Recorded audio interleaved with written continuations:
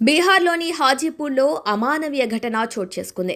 భర్త అమన్ కుమార్ తన భార్య గుంజన్ కుమారి చదువు కోసం ఆస్తులు అమ్మి మరీ చదివించాడు.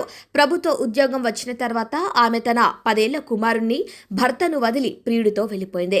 ఈ నెల 23న ప్రియుడితో కలిసి ఉండగా భార్యను రెడ్ హ్యాండెడ్గా పట్టుకుని పోలీసులకు ఫిర్యాదు చేయగా మహిళతో పాటు ఆమె ప్రియుడిని అరెస్టు చేశారని తెలిపారు.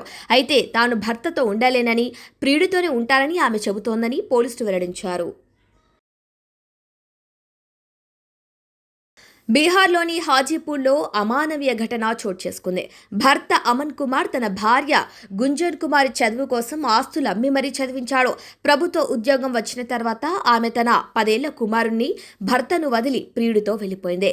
ఈ నెల 23న ప్రియుడితో కలిసి ఉండగా భార్యను రెడ్ హ్యాండెడ్గా పట్టుకుని పోలీసులకు ఫిర్యాదు చేయగా మహిళతో పాటు ఆమె ప్రియుడిని అరెస్టు చేశారని తెలిపారు.